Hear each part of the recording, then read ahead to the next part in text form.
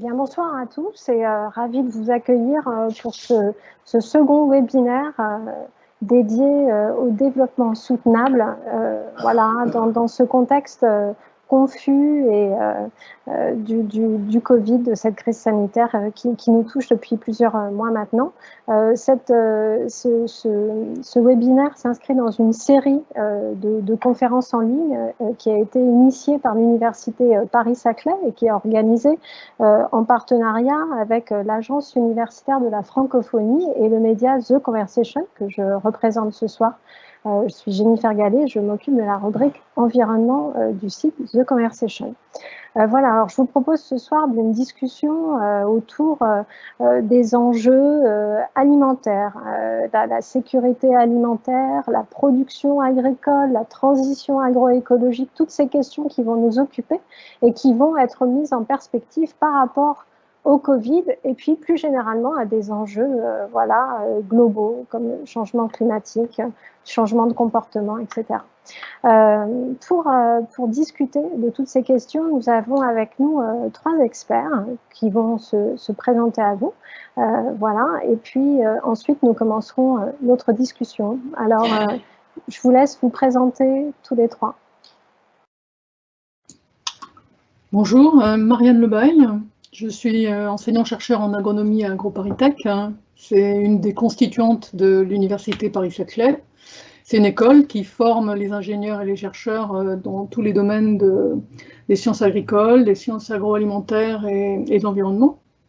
Et mes travaux personnels portent sur l'analyse, la conception, puis l'accompagnement aussi, du changement dans les systèmes techniques, on va dire de la parcelle de l'agriculteur jusqu'au territoire, composé de différents paysages, de différentes cultures, avec des questions comme la diversification des cultures, comme la réduction des produits phytosanitaires, la gestion de la qualité des filières. Voilà.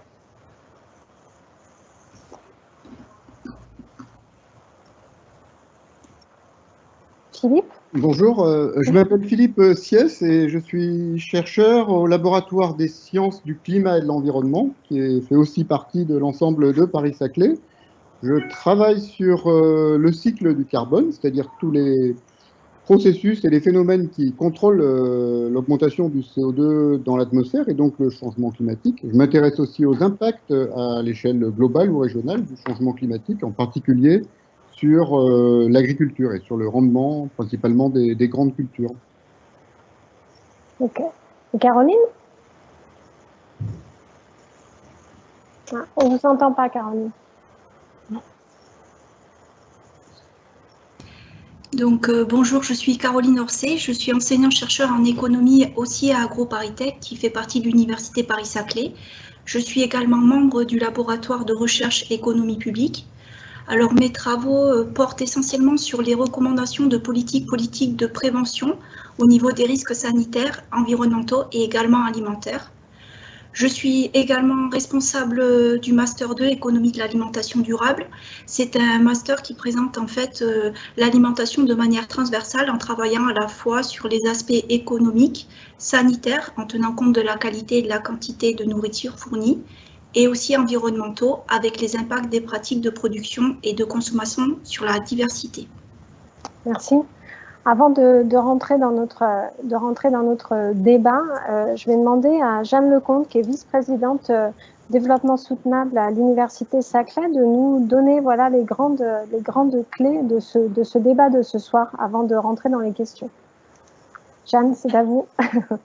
Donc, merci de me passer la parole pour une brève introduction sur cette série de webinaires sur le thème Covid-19, quel développement soutenable pour demain, et plus particulièrement sur celui que nous consacrons ce soir à l'alimentation. Alors, le constat est le suivant, la pandémie mondiale de la Covid-19 a révélé l'extrême vulnérabilité de nos sociétés. Et si des réflexions ont lieu sur la gestion de la crise elle-même, cette pandémie nous invite aussi et surtout à une réflexion sur ses causes profondes. Ceci afin d'anticiper les prochaines crises, dont certaines sont déjà annoncées, mais surtout les éviter ou à tout le moins les atténuer. Cette crise nous conduit donc à nous interroger sur le fonctionnement de nos sociétés et ses interactions avec la biosphère, et les êtres vivants qui nous entourent, qu'ils soient domestiqués ou sauvages. Et donc, c'est dans cet esprit que nous avons décidé d'organiser cette série de webinaires en collaboration avec le média en ligne The Conversation et l'Agence universitaire de la francophonie. Alors, un premier webinaire participatif qui a eu lieu le 9 juin dernier et qui a été consacré à l'urgence des deux grands enjeux que sont l'érosion de la biodiversité et des changements climatiques. Nous vous proposons ce soir ce webinaire sur le sujet de l'alimentation. En effet, pendant cette crise, l'alimentation a pris une place toute particulière. Si la crise a conduit à ses débuts à des comportements de réflexe de stockage d'aliments chez certains citoyens, comme cela est souvent le cas, s'en est suivi des inquiétudes concernant l'approvisionnement en aliments dans les grandes mégalopoles dans un contexte de mondialisation des échanges, mais aussi des difficultés d'accès à l'alimentation pour les populations les plus fragiles. Outre l'approvisionnement, il est aussi question de qualité et de sens donné à l'aliment. La période de confinement a été pour certains l'occasion de repenser leurs habitudes d'achat, voire de changer de comportement alimentaire, avec moins de gaspillage alimentaire aussi. Si l'aphorisme bien connu « dis-moi ce que tu manges, je te dirai ce que tu es » a du sens, ce nouveau regard porté à l'alimentation pourrait-il traduire aussi un changement de regard vis-à-vis de nos environnements? Alors la question de l'environnement, la question de l'alimentation, croise en effet d'autres enjeux comme ceux de la biodiversité et du climat que nous avons abordés lors du premier séminaire. Les circuits courts, les filières de production plus respectueuses de l'environnement, mais aussi la question de la sécurité alimentaire doivent être bien sûr abordées de manière concomitante avec les problèmes d'usage des terres et des mers et de celle des changements climatiques. Alors penser le développement soutenable dans un sens de soutenabilité forte pour répondre à ces défis complexes qui s'annoncent pour nos sociétés, c'est un challenge qui nécessite le croisement des savoirs et des idées. Alors la soutenabilité, elle implique en effet deux dimensions indissociables qui sont ceux de la préservation de la biosphère sur lequel nos sociétés s'appuient, notamment pour leur alimentation, et ceux de la justice sociale. La garantie d'une alimentation suffisante, mais aussi de qualité pour tous, et d'ailleurs l'objectif numéro 2 des 17 objectifs du développement durable de l'ONU, dont l'intitulé complet est « Éliminer la faim, assurer la sécurité alimentaire, améliorer la nutrition et promouvoir l'agriculture durable ». Alors quand il est question d'agriculture durable, on pense notamment à la transition agroécologique, qui est un concept qui croise les disciplines. Alors c'est justement l'objectif de notre série de webinaires que de croiser les disciplines, et c'est la raison pour laquelle nous avons sollicité ce soir autour du sujet de l'alimentation de demain une agronome, une économiste et un climatologue, qui sont enseignants-chercheurs et chercheurs dans les laboratoires de l'Université Paris-Saclay. Donc, avant de laisser la parole à Jennifer Gallet, chef de rubrique environnement et énergie à The Conversation, je tenais à vous inviter au prochain séminaire qui aura lieu soit le 7 ou le 8 juillet sur la question des transitions économiques et sociales. Et je tenais à remercier chaleureusement nos orateurs d'avoir bien voulu participer. Merci au public, nombreux d'être là, pour leur poser des questions. Je vous souhaite une bonne soirée avec eux. Merci Jeanne pour cette introduction.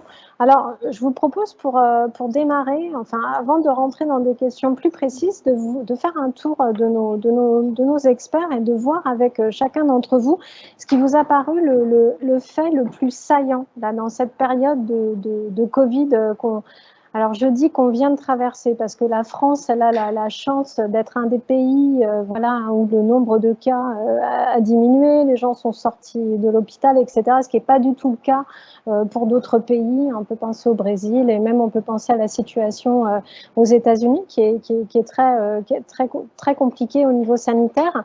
Mais j'aimerais que vous nous disiez, vous, en tant que chercheuses et chercheuses, ce que vous avez, ce qui vous est apparu de façon le plus nette pendant cette crise par rapport aux questions que vous traitez et qui vous intéressent. Alors Marianne, qu'est-ce que vous pouvez nous dire de ce moment-là qu'on a vécu?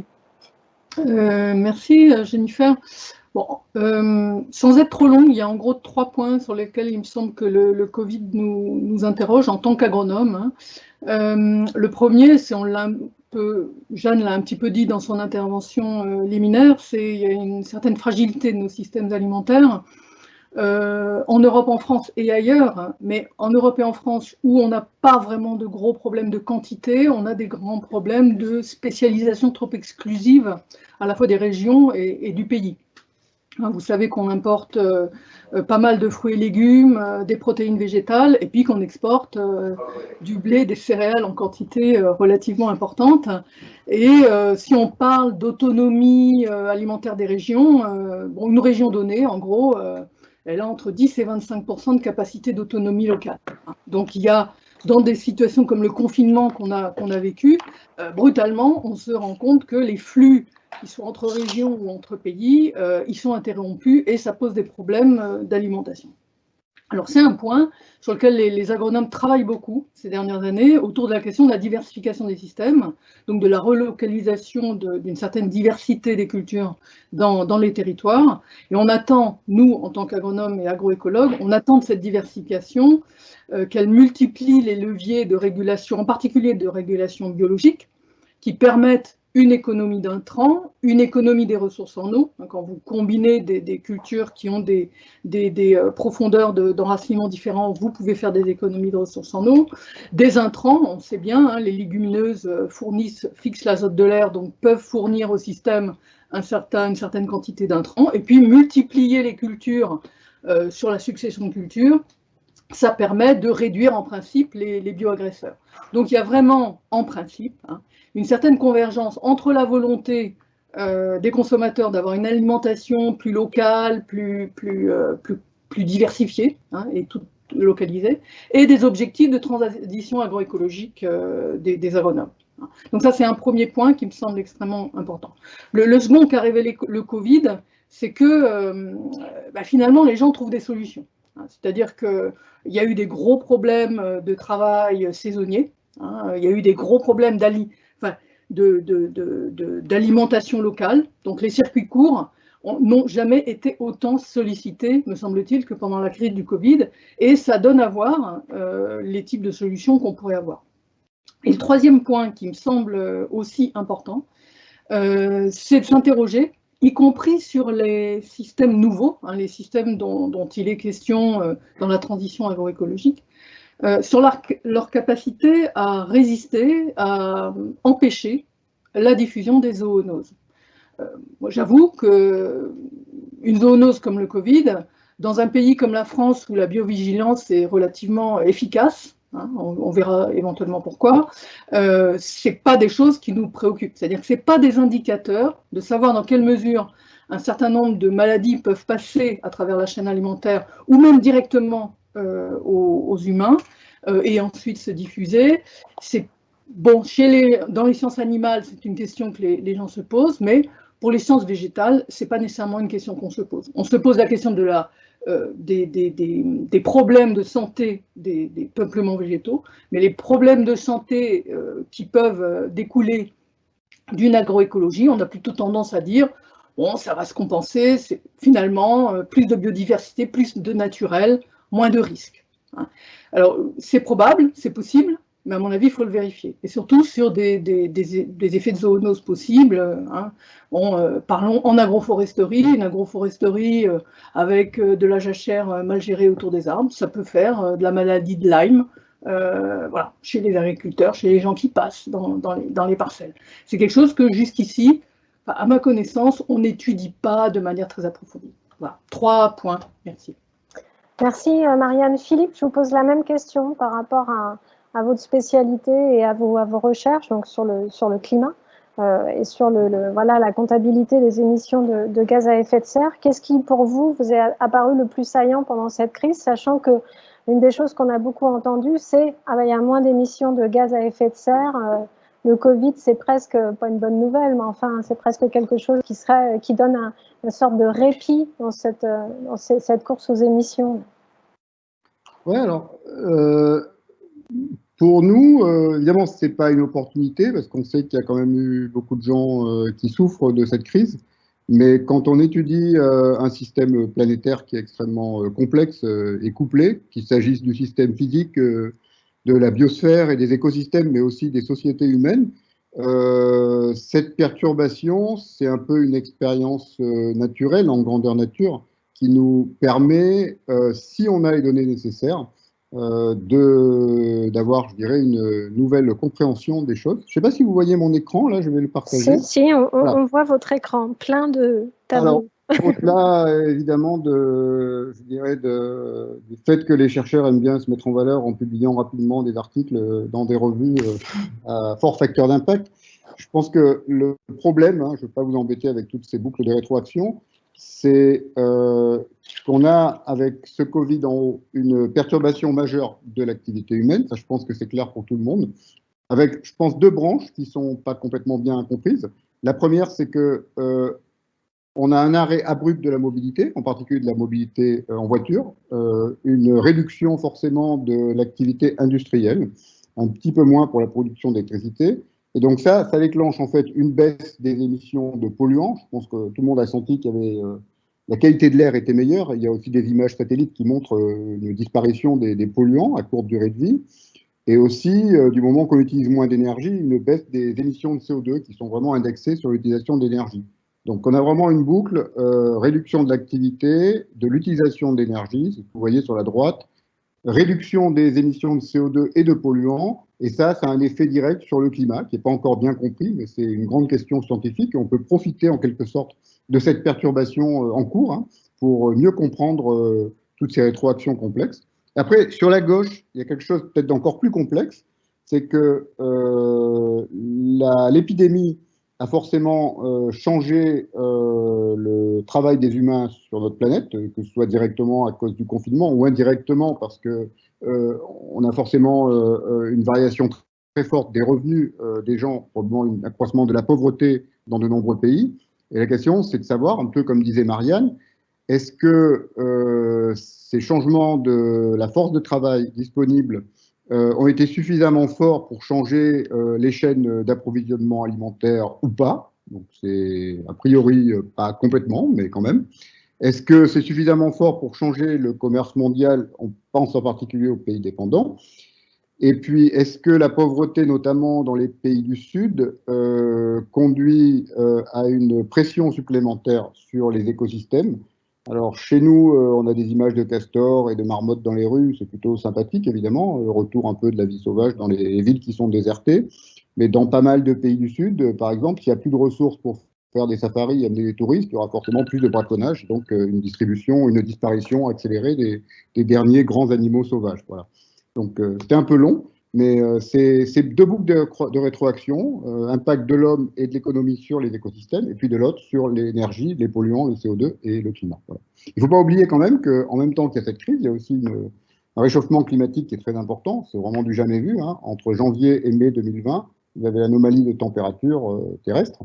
Alors, évidemment, il fait plus chaud que pendant les 30 années précédentes, mais ce qui est vraiment extraordinaire, c'est que pratiquement de la France au Kamtchatka, on a une anomalie persistante, ce n'est pas une vague de chaleur de 3 jours, qui culmine jusqu'à 10 degrés sur la moitié de l'Eurasie, et presque toute la Sibérie.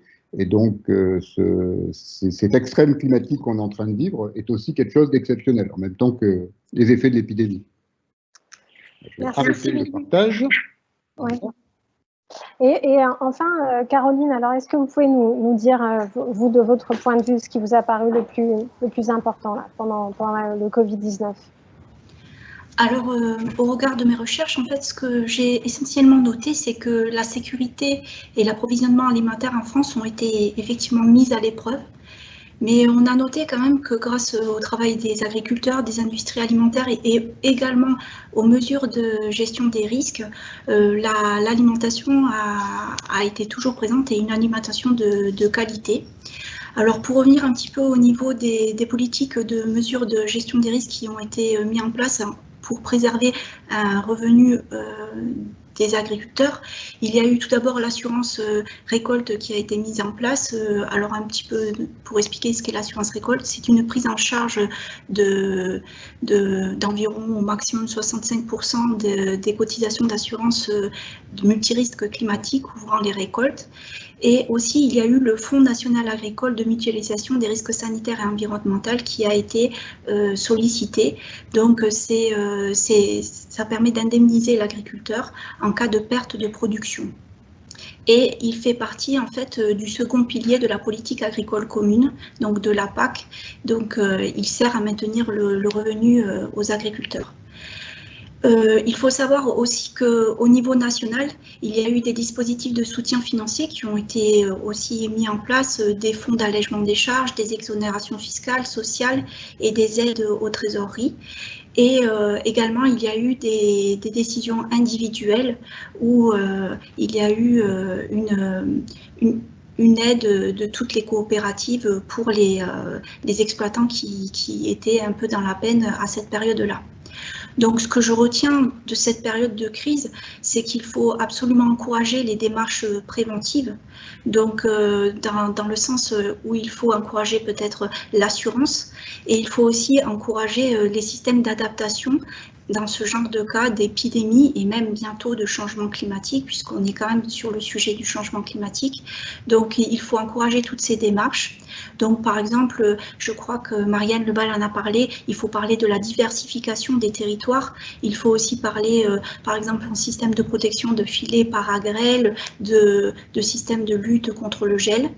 Et il faut également prendre en compte tous les risques plus importants qui pourraient faire finalement l'objet d'un transfert vers l'assurance ou vers le système mutualisé avec des fonds de mutualisation. Il faudrait voir aussi que ce serait important d'avoir une intervention publique qui agisse lorsque la crise est très grave. Alors c'est vrai que le Covid a été une crise assez grave, on en verra les conséquences. Pour l'instant, on est actuellement encore sous le choc puisque nous sommes sortis depuis à peine un mois du confinement. Mais il serait bien de mobiliser la réserve de crise qui a été prévue par la PAC à cet effet pour aider les agriculteurs. Donc en gros, ce que je retiens de cette période de crise, c'est qu'elle a rappelé à la fois l'importance du secteur alimentaire aux consommateurs, mais également aux producteurs, et aussi son utilité. Et je remarque aussi que l'intérêt des mesures de prévention sont très importantes pour gérer les risques, parce qu'elles ont permis en fait d'avoir un revenu aux agriculteurs et également que le consommateur ait accès à l'alimentation durant tout le confinement. Merci, merci Caroline, et merci à vous trois pour ces éclairages. Moi, je pense qu'il y a déjà des thèmes là qui reviennent assez fortement, et aussi des questions qui portent sur cette question de la diversification. Donc Marianne, je pense que vous allez essayer de nous éclairer sur cette question de la diversification, de comment diversifier mieux, et on pourra peut-être, parce qu'on est en France, prendre l'exemple français et que vous nous expliquiez peut-être comment c'est organisé en France la production agricole. Mais avant ça, moi j'avais une question pour Philippe quand même sur, juste pour nous rappeler un peu quand même les grandes échelles, et vous parliez du lien très important entre production agricole, enfin agriculture et changement climatique. Est-ce que vous pouvez juste nous dire en fait dans le bilan des émissions de gaz à effet de serre, l'agriculture ça représente quoi, et quel type d'agriculture est la plus émettrice de gaz à effet de serre à l'heure actuelle? J'enlève le micro. Ouais, alors aujourd'hui, en fait, l'agriculture, alors je sais plus, ça dépend comment on fait la comptabilité, mais c'est à peu près peut-être 20-30% des émissions de gaz à effet de serre. La particularité de l'agriculture, c'est que ce sont plutôt des émissions de gaz qui ne sont pas du CO2. Il y a deux gaz principaux. L'un, c'est l'oxyde nitreux, le N2O, et lui, il est vraiment indexé aux applications d'engrais. C'est-à-dire qu'on met des engrais azotés, et il y en a une partie qui part sous forme d'azote, qui n'est pas dangereux pour le climat. Malheureusement, il y a une partie qui part sous forme de N2O. Et donc, c'est pratiquement proportionnel à la quantité d'engrais appliqués. Et donc, on a une forte augmentation des émissions de N2O, qui est un gaz à effet de serre plus puissant que le CO2, mais dont la concentration n'est pas très forte. Et le deuxième point, c'est en fait l'élevage qui produit du méthane, en particulier l'élevage de ruminants, qui est l'une des sources principales, je crois que c'est un tiers de la source globale de méthane. Et ça, c'est lié vraiment en fait au processus de digestion dans l'estomac, système ruminant des animaux, des grands animaux. Hein. Alors après, il y a un troisième, je dirais, flux de gaz à effet de serre qui est lié à l'agriculture, c'est que comme la population augmente et que la demande en calories augmente, en fait, on a dans beaucoup de régions la déforestation qui continue, en particulier en Amazonie, mais aussi en Afrique et en Asie du Sud-Est. Et donc, quand on supprime de la forêt pour produire des cultures ou des pâturages, on a des émissions de CO2. Et donc, troisième gaz à effet de serre produit pas vraiment par l'agriculture elle-même, mais par l'expansion de l'agriculture sur les forêts, c'est le CO2.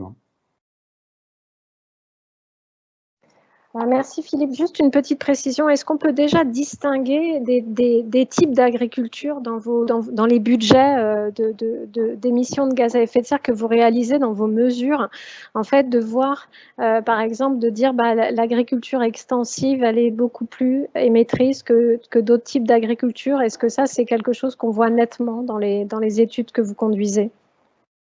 Ouais, alors c'est une bonne question en fait.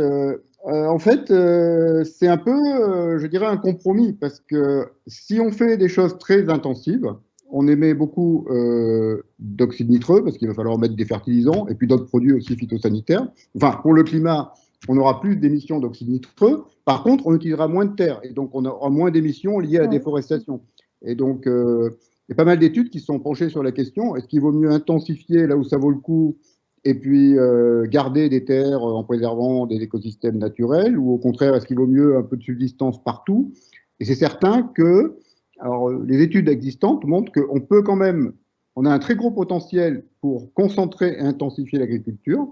En termes d'externalité environnementale, c'est-à-dire de consommation en eau et d'émissions de gaz à effet de serre, je ne sais pas pour les produits phytosanitaires, ça n'a pas forcément un effet négatif.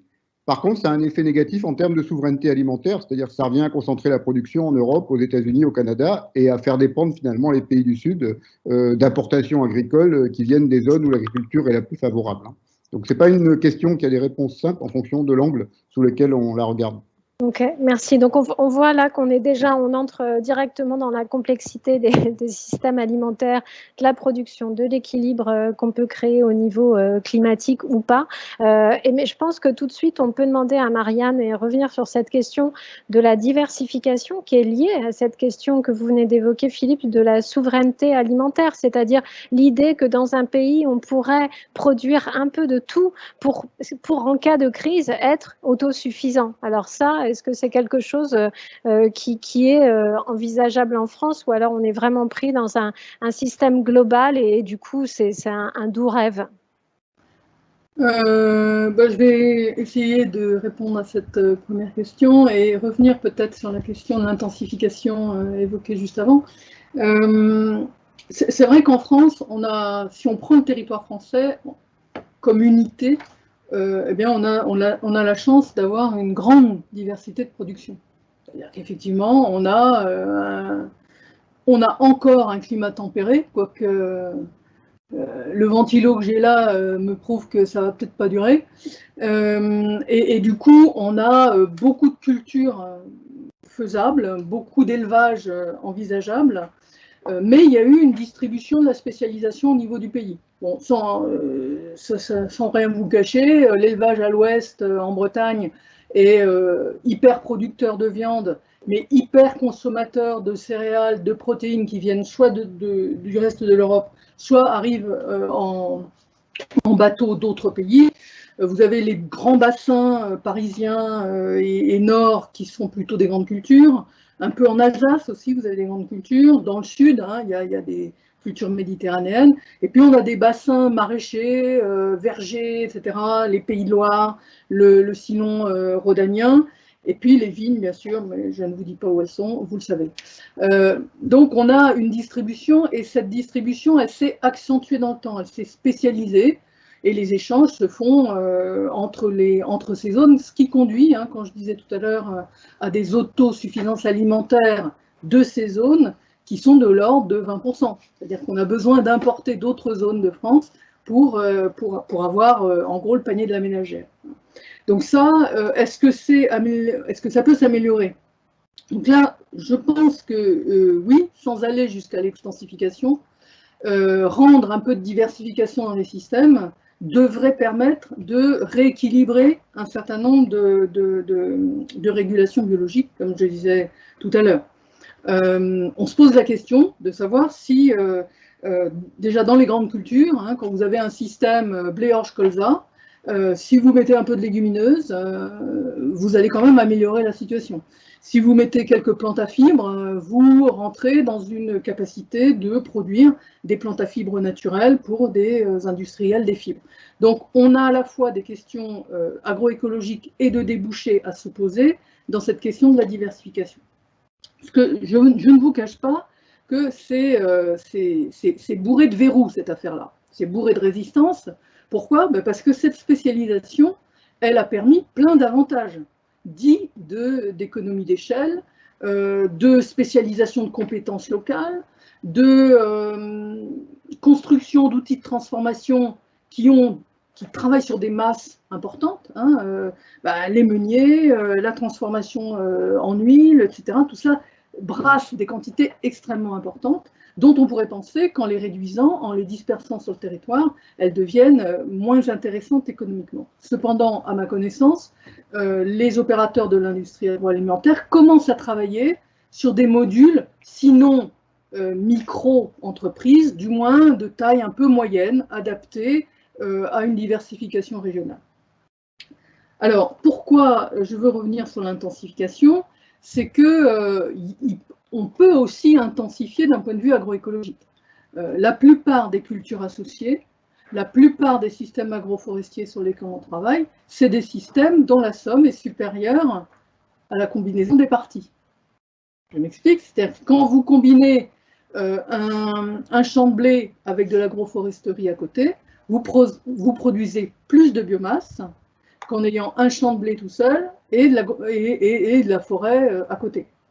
En somme, vous arrivez à quelque chose qui est supérieur à 1. Dans une culture associée, quand vous combinez une luzerne avec un tournesol, des céréales avec des pois ou des févroles, vous allez produire plus que séparément. Donc il y a une forme d'intensification qui consiste à utiliser mieux la lumière, à utiliser mieux les ressources du sol avec des rapports d'enracinement qui sont différents. Donc, il est possible, tout en gardant une optique d'une certaine intensification, tout en travaillant sur des filières de moyenne taille, de rediversifier les systèmes, je dirais, à minima, enfin, au moins pour sortir de cette spécialisation qui a plein d'inconvénients. La Bretagne ne sait plus que faire de ses lisiers et de ses fumiers. Dans les grandes cultures très spécialisées, c'est quand même difficile de se passer des phytosanitaires. On l'a vu, on a du mal à réduire l'usage des phytosanitaires aujourd'hui parce que les systèmes manquent de régulation biologique, non seulement à l'échelle des parcelles, mais à l'échelle régionale, territoriale. Marianne, il y a une question d'un auditeur sur une question assez précise, mais qui rejoint un peu votre exposé sur est-ce que la constitution de stocks alimentaires au niveau national ou des collectivités locales pourrait être une bonne solution en cas de crise, c'est-à-dire pas diversifier, mais faire des réserves, quoi. Est-ce que ça se fait déjà, ou est-ce que ça pourrait plus se faire? Alors ça s'est beaucoup fait. Mais les stocks disponibles coûtent extrêmement cher et sont de moins en moins, sont de plus en plus brefs dans leur capacité à nourrir une population qui serait complètement immobilisée. Alors je ne sais plus, j'ai plus exactement le chiffre en tête, mais ça se compte en quelques semaines, hein, peut-être 1 mois, 2 mois maximum. Donc pourquoi? Parce que c'est un coût extrêmement important. Par contre, c'est un point sur lequel, à mon avis, il faut quand même pas mal travailler pour les crises comme celle qu'on vient de vivre, sachant que la diversification, c'est une forme de stockage sur pied. C'est-à-dire que finalement, on se donne les moyens d'avoir dans une région un petit peu de verger, un petit peu de maraîchage, et on a une certaine forme de stockage sur pied.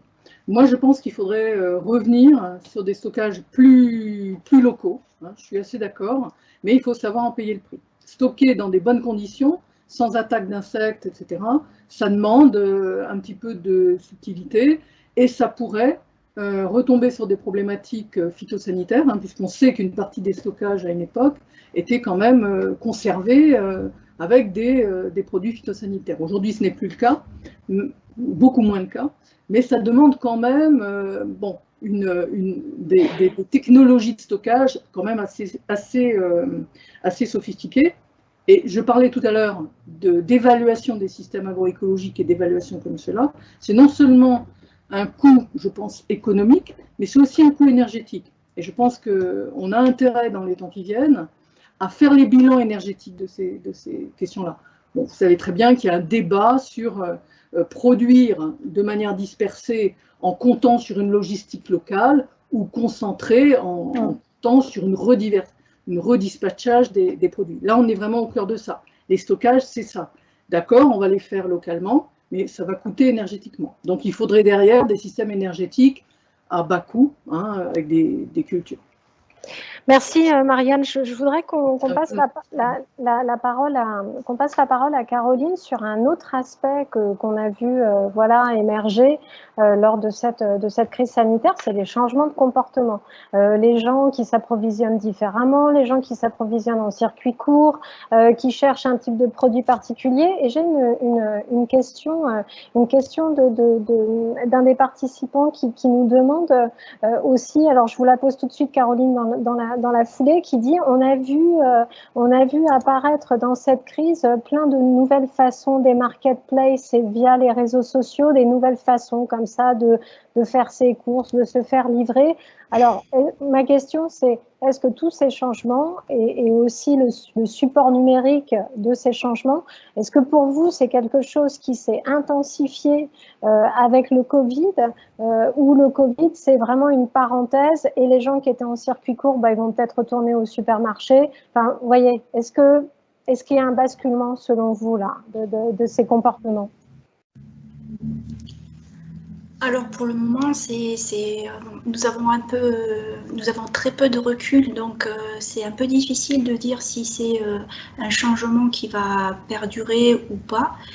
Ce qu'on avait noté quand même, c'était que déjà avant la crise, les consommateurs avaient vraiment évolué. Ils avaient, depuis plusieurs années, ils sont plus attentifs à ce qu'ils mangent.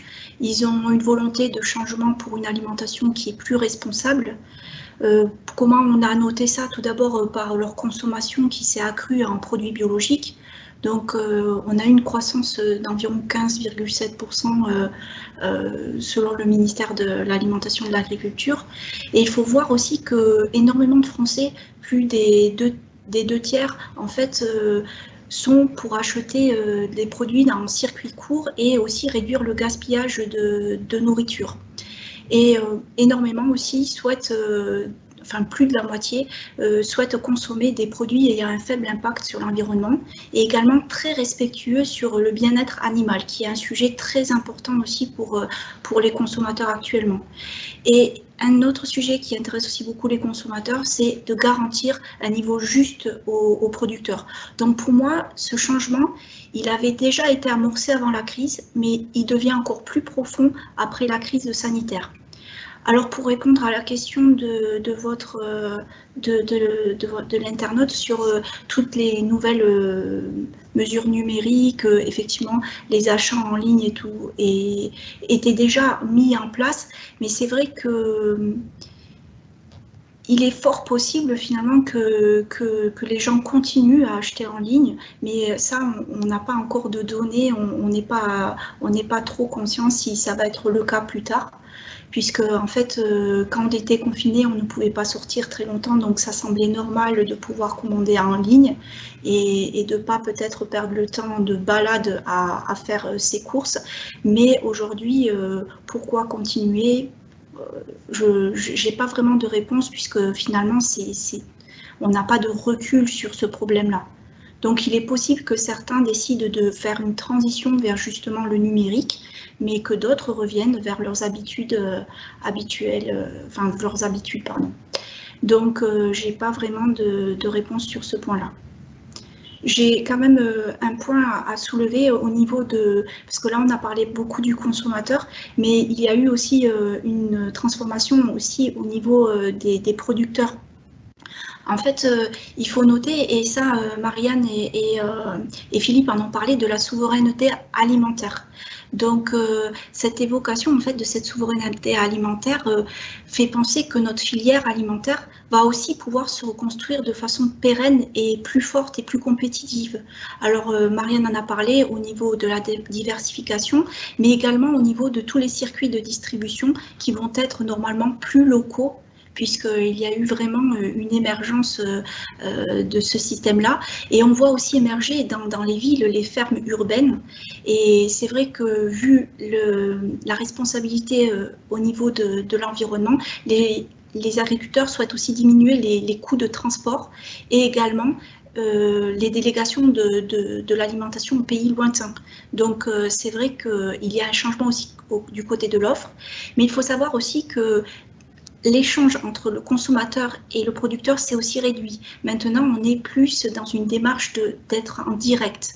Donc, le producteur doit assurer aussi cette continuité de service. Et finalement, peut-être que ça serait très intéressant pour lui d'investir dans ce genre de méthode et qu'au niveau de la rémunération, il pourra aussi gagner beaucoup plus d'argent en vendant directement et sans les intermédiaires. Donc, en ce moment, on est vraiment dans une transition à voir dans quelques mois si elle perdure, mais elle avait déjà été amorcée auparavant, donc c'est possible que ce changement local et direct perdure.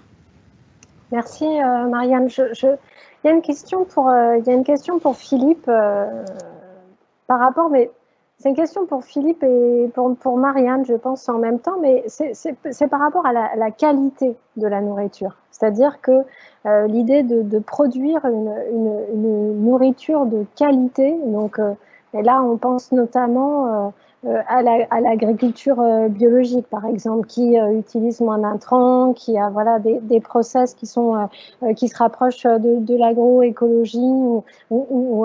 Mais est-ce que, encore une fois, même, et d'ailleurs, et je rebondis sur votre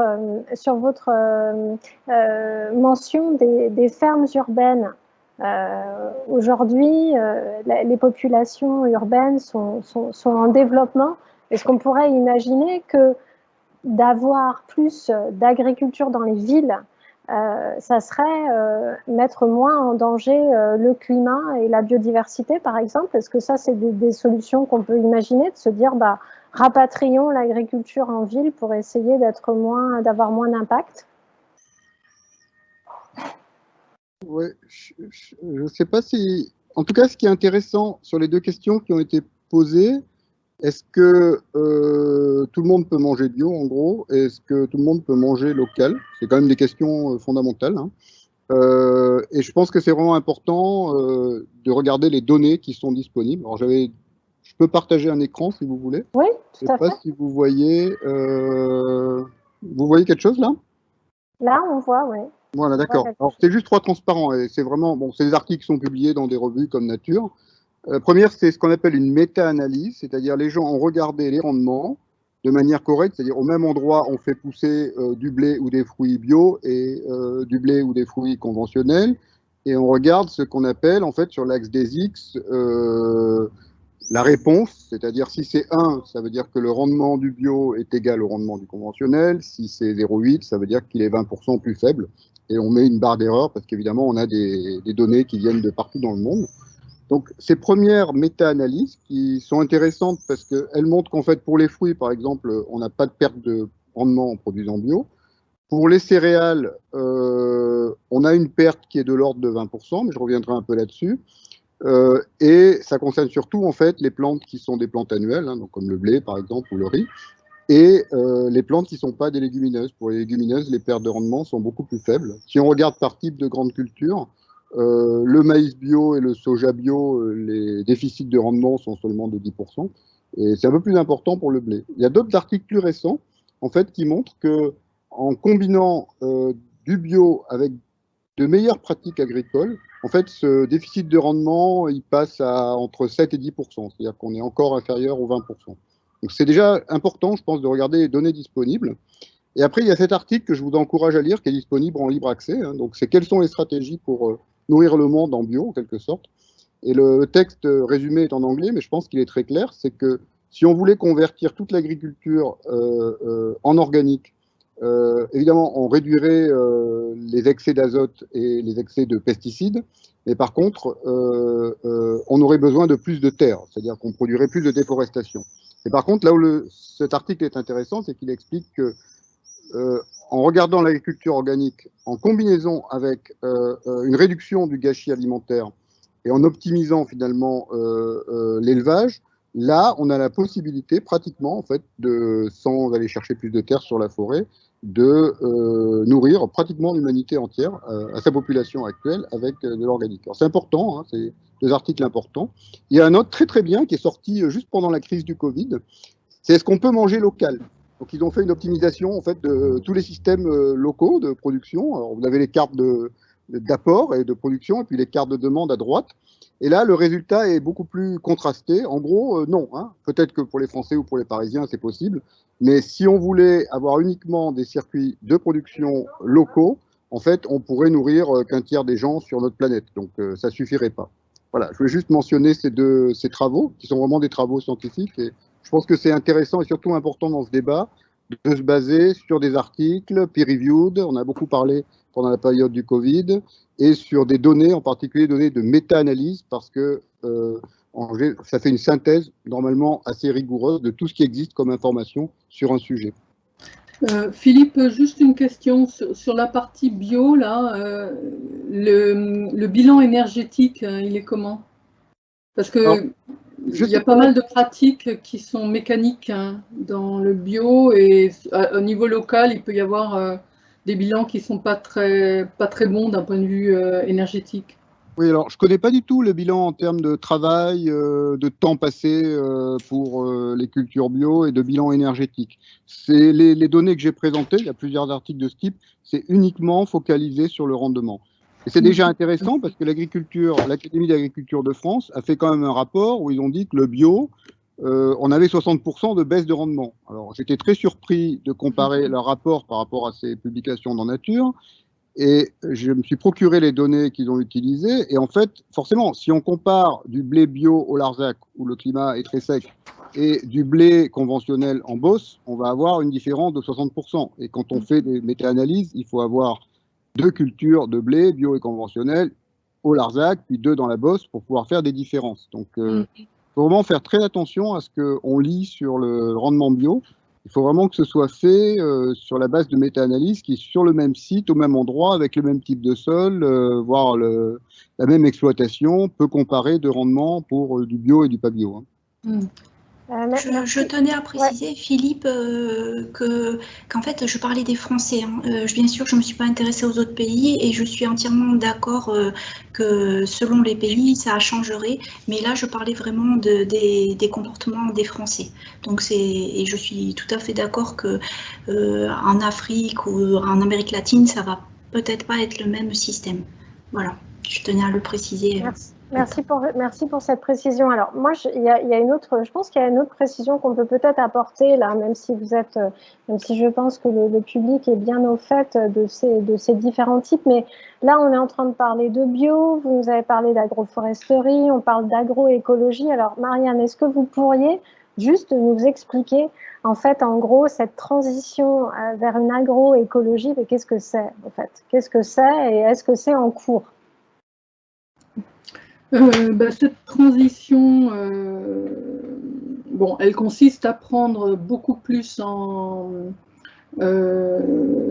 cause, enfin de prendre un certain nombre de facteurs qui sont généralement gérés chimiquement ou avec grosse quantité de ressources, de réduire cette consommation de ressources et d'utiliser l'écologie et les régulations biologiques pour se substituer à cet usage presque hors sol hein, pour certains systèmes, hein, même s'ils sont en sol, utilisant beaucoup de phytosanitaires, beaucoup d'azote, de synthèse, etc. Bon, l'agriculture biologique est considérée comme, de ce point de vue-là, un peu à l'extrémité. Bon, il y a des produits naturels qui sont utilisés en termes de sanitaires. dont très sincèrement je n'aimerais pas les retrouver dans mon assiette, hein, comme le cuivre ou des choses comme ça en viticulture. Donc c'est bien des systèmes qui sont accompagnés d'un système de normes ou dans lesquels on dit bon ben ça c'est biologique ou c'est organique. Donc l'agroécologie se pose la question de savoir les interactions à différents niveaux. Au niveau de la parcelle, entre une vie du sol, bon, il y avait une question sur l'agriculture de conservation, hein, qui dit l'agriculture de conservation, on ne fait plus de labour, on entretient une qualité du sol d'un point de vue biologique, d'un point de vue structural, d'un point de vue vie du sol, mais la conséquence de ça, c'est qu'on a pas mal d'adventices, pas mal de mauvaises herbes, et qu'il va falloir s'en débarrasser à un moment dans le système. Et ces systèmes sont souvent associés à du glyphosate, et l'internaute disait mais comment on peut faire continuer à conserver le sol et réduire les quantités de glyphosate. Bon, en fait, probablement, il faut changer fondamentalement les systèmes de culture, encore plus qu'ils ne le sont aujourd'hui. C'est-à-dire qu'on ne doit laisser aucune possibilité à un certain nombre d'adventistes de prendre le dessus sur les cultures. Donc il y a bien des évolutions en ce moment qui sont en cours, hein. Celle-ci en fait partie, mais qui ont leurs propres défauts. Donc on a favorisé la vie du sol, mais on a un problème d'adventisme et on ne peut pas se passer d'un certain phytosanitaire. Donc l'agroécologie, moi je pense qu'elle est en marche, hein. Il y a d'autres exemples d'agroécologie, mais qui sont éventuellement bloqués par un certain nombre de résistances, bon, de nature agricole, comme on vient de le voir, mais aussi liées aux filières. On parlait des mélanges tout à l'heure, des associations tout à l'heure. Quand vous faites une association, à la fin, vous avez 2 espèces dans votre lot. Hein, vous avez 2 espèces dans votre stock. Toute l'agriculture et toutes les filières françaises aujourd'hui travaillent sur un principe de pureté des lots. Il faut que ce soit pur, en espèces, en variété, et comme ça peut rentrer dans le système qui est adapté à cette pureté des lots, et en plus ça permet d'avoir une régulation sanitaire des lots importante. Très difficile aujourd'hui de vendre un mélange de graines de pois ou de vérole et de blé. Je dirais que personne n'en veut, sauf peut-être des animaux en agriculture biologique. Même dans l'industrie agroalimentaire de l'alimentation animale, il est extrêmement difficile de vendre un lot déjà mélangé. La solution, c'est le tri. Donc effectivement, ça marche très bien. Et vous avez des coopératives qui se sont mis à faire des lentilles et du blé dur en association, qui à la sortie font de l'eau et vendent maintenant en paquettes, ce qu'elles ne connaissaient absolument pas encore il y a 10 ans, en paquettes des lentilles, vendent des lentilles, etc. À l'autre bout, entre parenthèses, il faut des consommateurs, hein. Il n'y a encore pas trop de monde qui se lève la nuit pour manger des haricots secs. Donc toutes ces légumineuses végétales, c'est quand même quelque chose qui serait extrêmement précieux pour l'agroécologie. Les marchés sont relativement inélastiques, hein. C'est-à-dire qu'il n'y a pas grand monde, enfin il y a du monde maintenant, ça commence, mais on n'en mange pas quand même des quantités. Ces associations-là, bon, elles sont en agribio ou pas. Il y a des associations, c'est-à-dire, qu'est-ce que ça veut dire d'être en agribio? Ça veut dire d'avoir pris, d'avoir le logo, hein, et d'avoir donc été vérifié comme étant bio. Il y a un certain nombre d'agriculteurs qui utilisent très peu de phytosanitaires, mais qui veulent garder la possibilité de le faire en cas de crise, en cas de difficulté. Ils sont, ceux-là, dans un des systèmes qu'on peut qualifier aujourd'hui d'agroécologiques. Le problème, c'est que ces systèmes-là, ils ne sont pas encore majoritaires, et largement pas. Pour les raisons que je vous dis, pour les obstacles qu'il y a dans les filières, pour les obstacles agricoles qui peuvent y aller. Et donc la question de la transition, et qui est posée aux agronomes, mais pas seulement, c'est comment on passe des systèmes actuels au système agroécologique sans trop de casse. Sans trop de casse économique, sans trop de casse énergétique, sans trop de casse d'un point de vue travail. Hein, on parlait tout à l'heure, bon, on pourrait revenir sur les circuits courts. C'est vrai que la quantité de travail dans un certain nombre de systèmes agroécologiques, elle peut être plus importante que dans un certain nombre de systèmes intensifs, aujourd'hui bien rodés, avec les machines qu'il faut, des systèmes très simplifiés qui réduisent la quantité de travail nécessaire. Il va falloir revenir sur cette question du travail. Donc oui, l'agroécologie, elle en marche, mais elle suppose un certain nombre de reconsidération, l'énergie, le travail les contradictions au sein du système de culture entre beaucoup de conservation du sol, mais pas beaucoup d'herbicides à se mettre sous la dent, etc. Donc il faut résoudre ces... Marianne, il y avait une question d'un internaute sur les nouveaux métiers. Là, vous êtes en train de parler d'une répartition et du travail qui pourrait être différente dans ces nouveaux systèmes agroécologiques. Vous pourriez nous citer des exemples de métiers, par exemple, qu'on ne voit pas en agriculture intensive ou conventionnelle et qui apparaîtraient là, à la faveur de cette transition agroécologique? Question difficile, je vous remercie de l'avoir posée. Bon, ce qui change, c'est déjà les métiers existants, parce que des agronomes qui ne sont pas spécialisés sur une culture ou sur un système, il n'y en a peut-être pas encore beaucoup aujourd'hui. S'emparer de systèmes extrêmement complexes sur lesquels il y a peu de références. Quand vous commencez à mettre le doigt dans les mélanges, les combinaisons possibles et imaginées par les agriculteurs sont d'une infinité troublante. Alors que blé, maïs, colza, soja, c'est luzerne, ça c'est simple, on peut être spécialiste. Donc là, il y a des métiers, disons, de conseil ou d'encadrement capables d'appréhender ces systèmes qui sont, à mon avis, un petit peu nouveaux. Sur les aspects peut-être plus circuit court ou localité, bon, on voit que les agriculteurs, ils s'emparent du métier ils ont le métier d'agriculteur, ils s'emparent du métier de commerçant, ils s'emparent du métier de transformateur éventuellement, transformateur local, hein, les ateliers paysans de boulangerie, etc. locales se multiplient, et ils s'emparent du côté emballage, etc. C'est beaucoup de boulot, et finalement, au bout d'un moment, ils commencent à travailler avec des collègues et se répartir les tâches.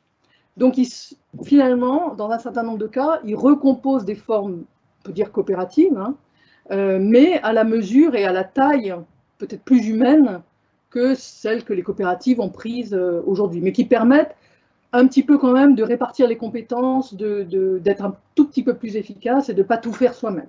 Okay. Donc, il y a des choses qui évoluent là de façon importante.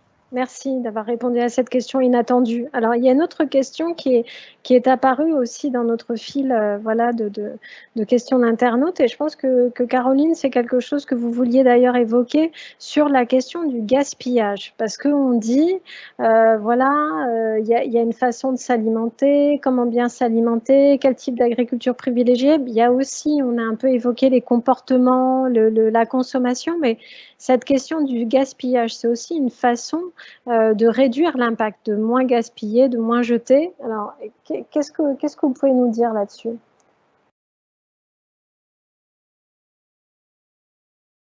On ne vous entend pas.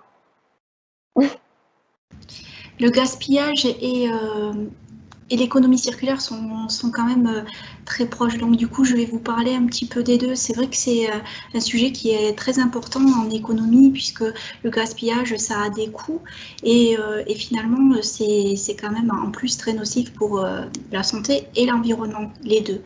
Donc en plus, avec la crise sanitaire, on s'est vraiment rendu compte que l'alimentation durable était très très important et qu'on devait faire attention à la gestion des déchets de notre alimentation. Donc, pour vous parler un petit peu de l'économie circulaire, ça aide à la transition d'un système de production. Donc, on va par exemple utiliser les ressources différemment pour limiter les impacts sur l'environnement avec des mesures d'éco-conception. On va aussi motiver le consommateur à effectuer des achats qui ont des impacts environnementaux moindres sur l'environnement, par exemple tout au long du cycle de vie. Et on va aussi essayer de réduire tous les emballages alimentaires. Le producteur peut aussi réduire les emballages alimentaires, et le consommateur ainsi que le producteur peuvent tous les deux réduire les déchets avec le système de recyclage. Alors le recyclage est déjà mis en place à travers toutes les poubelles que nous avons, mais c'est quand même quelque chose de très important. Comme vous l'avez noté récemment, puisque c'est depuis lundi, on a eu la Convention citoyenne pour le climat, l'économie circulaire est revenue dans les préoccupations de la Convention citoyenne pour le climat.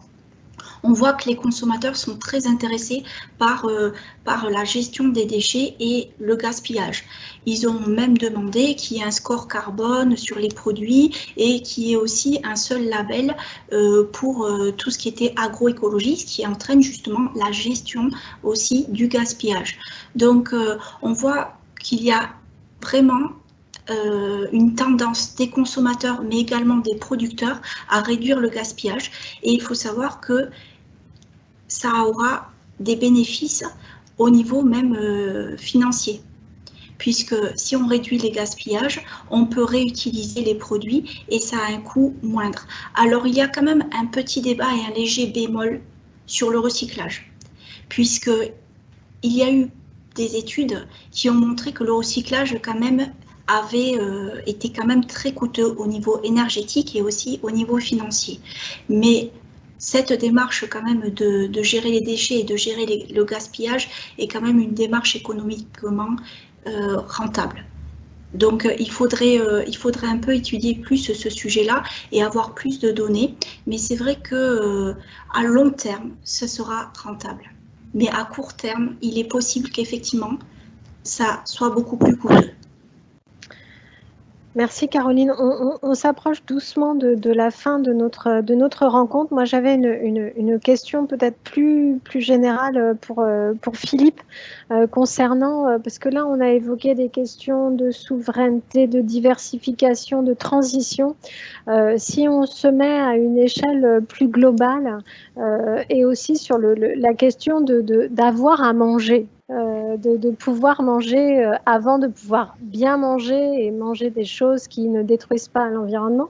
Et en rapport avec le changement climatique, qu'est-ce que vous pouvez nous dire un peu des prévisions par rapport à le lien entre la sécurité alimentaire et puis ce qu'on voit, ce que vous soulignez, c'est-à-dire des phénomènes d'augmentation des températures manifestes? Ouais, alors je pense que, en fait, si on regarde, il faut faire très attention parce qu'on parle d'un climat futur qui sera très différent de l'actuel, qui n'a pas souvent des analogues, mais la plupart des modèles, qui soient empiriques, basés sur des données, des modèles statistiques par exemple, ou des modèles qui incluent plus de processus, ont tendance à montrer en général une baisse des rendements avec un réchauffement climatique, et forcément une baisse des rendements quand les précipitations diminuent. Mais je pense que la grande inconnue, c'est de savoir quelle est la capacité d'adaptation en termes d'espèces qu'on peut cultiver et où on peut les cultiver pour savoir si on peut compenser, par exemple par des espèces plus résistantes à la sécheresse, des pertes de rendement. Donc c'est pas une question très simple parce que depuis les 30 ou 40 dernières années, ce qu'on appelle la révolution verte a fait faire des progrès très importants au rendement. Alors forcément, si les progrès techniques compensent les pertes climatiques, il n'y a pas trop de problème pour la sécurité alimentaire. Maintenant, si on n'a plus de progrès techniques parce qu'on a réalisé le maximum ou on est près du maximum de ce qu'on peut faire en termes de potentiel, là on n'aura pratiquement que les pertes en termes de changement climatique. Je pense que le deuxième problème, c'est qu'il y a encore pas mal de territoires relativement libres pour l'agriculture, en Sibérie, mais bon, le climat est quand même pas très simple, et surtout au Brésil, en Amazonie. Et donc, le risque principal, c'est qu'en cas, par exemple, de baisse des rendements ou de demande pour certains produits, eh ben, on puisse avoir en fait une déforestation et une perte des forêts tropicales restantes. J'avais une image qui est quand même assez...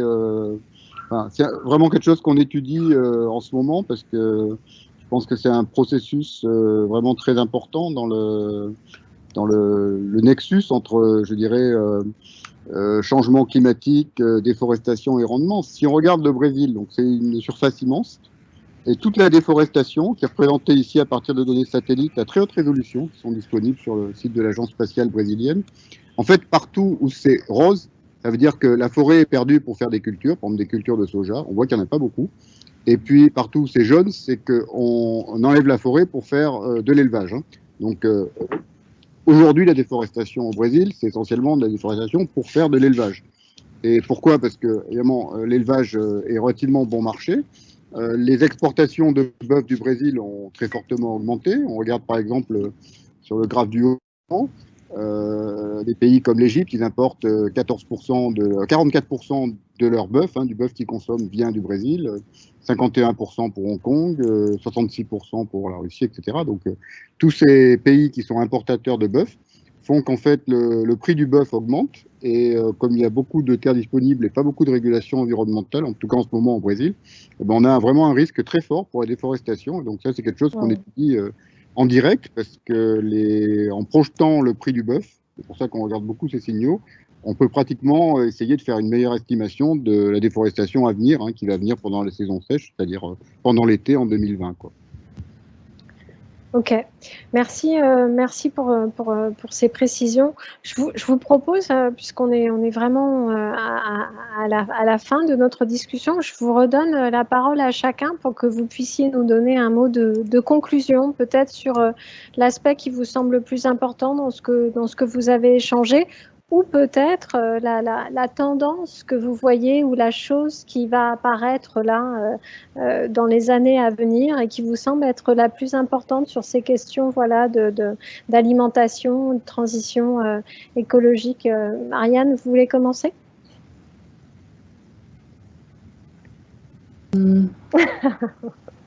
Merci de me coller toujours en tête de pont. Je pense que le point important, c'est de reconnecter la question de l'alimentation avec la question de la production. En tout cas, en France, ça paraît bizarre, mais on a un peu éloigné, les sphères se sont un peu éloignées les unes des autres. Et du coup, reconnecter aussi la production et la transformation, hein, à travers des conceptions un peu couplées d'innovation qui vont permettre de renouveler l'alimentation. C'est-à-dire qu'on ne va pas rester sur les standards existants, il faut les modifier, parce que l'agroécologie ne pourra pas s'adapter aux standards actuels de l'industrie et de la distribution et de la consommation comme aujourd'hui. Vous prenez les normes de tomates, de pommes, etc. C'est jamais les bonnes par rapport à ce que un agribio ou un agroécologue qui maîtrise de manière biologique ces pommes peut produire. Donc il va y avoir de la conversation, c'est le cas de le dire, excusez-moi de ce jeu de mots, entre les acteurs de la filière, et ça c'est absolument des filières et des territoires. Les citoyens demandent aujourd'hui que les cantines soient alimentées localement ou en bio ou en agroécologie avec du label, etc. Cette conversation doit augmenter pour qu'on arrive à combiner l'ensemble. Et ce n'est pas l'agriculture bio ou l'agriculture conventionnelle qui vont faire l'avenir. C'est bien une combinaison des deux et des transitions vers plus de régulation biologique qui va à mon avis, être avisée. Et il faut que les politiques publiques, il y avait une question là-dessus, soient derrière. Et les politiques publiques, souvent, elles sont trop brèves. Hein. Ces transitions, elles vont prendre du temps. Il faut tenir le coup sur du moyen terme. La transformation d'un système de culture sur 3 cultures en un système de culture sur 10 ans, ça ne se fait pas en 5 ans, ça ne se fait pas en 2 ans, ça se fait en 10 ans. Donc il faut soutenir le système sur du long terme, avec des leviers qui soient vraiment extrêmement tenaces sur la manière de coordonner ça au niveau des territoires. Voilà. Donc du long terme et de la combinaison au sein des filières.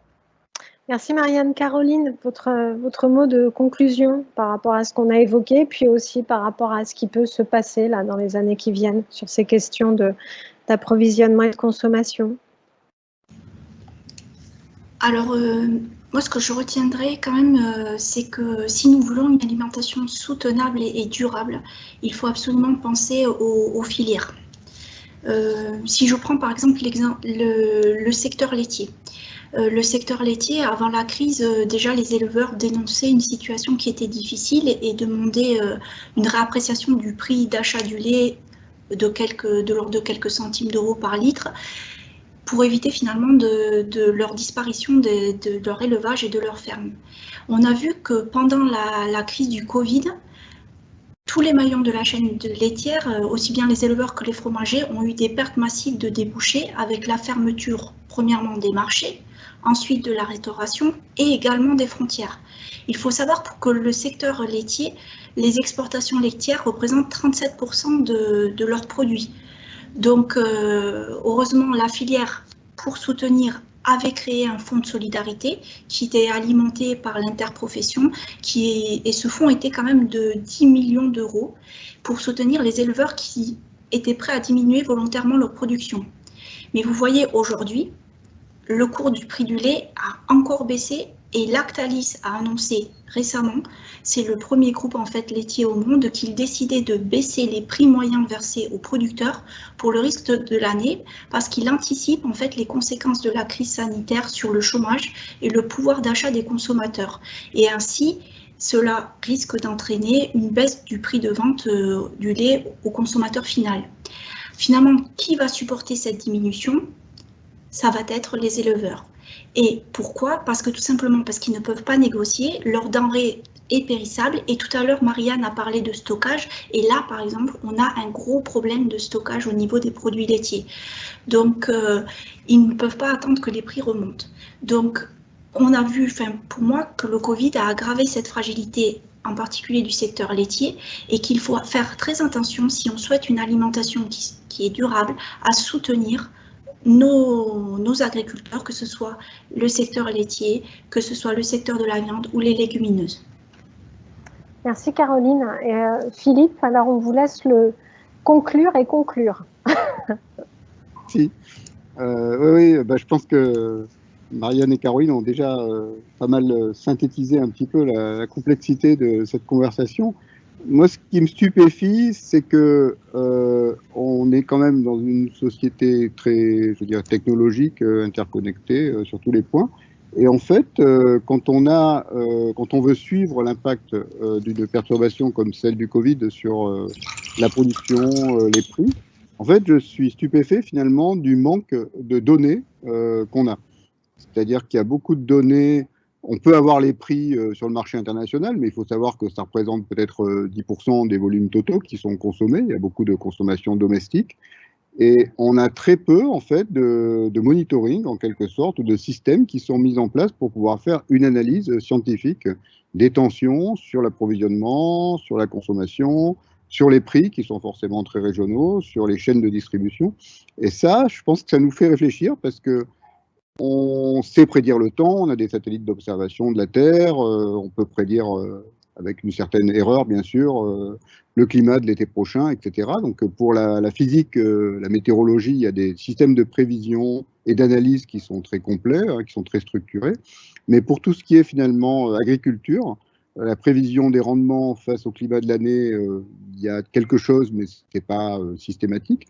Et l'analyse des prix, des circuits commerciaux, etc. Souvent, en fait, on dit quelque chose, mais on est juste limité par les données qu'on a sous la main pour vraiment dire quelque chose de pertinent et basé sur, je dirais, de l'évidence scientifique. Merci Philippe. Merci de cette conclusion qui nous renvoie à la nécessité de toujours chercher ces données et de bien les analyser. Voilà, mais écoutez, nous arrivons à la fin de notre discussion. J'espère que vous avez à la fois appris, mieux compris et eu des éléments pour distinguer tous ces problèmes qui se mettent sous ce thème de l'alimentation soutenable.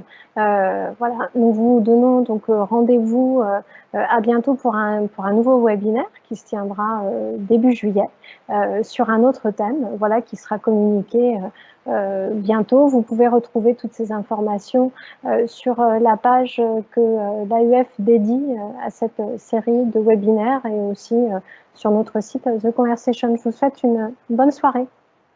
Merci. Merci à tous.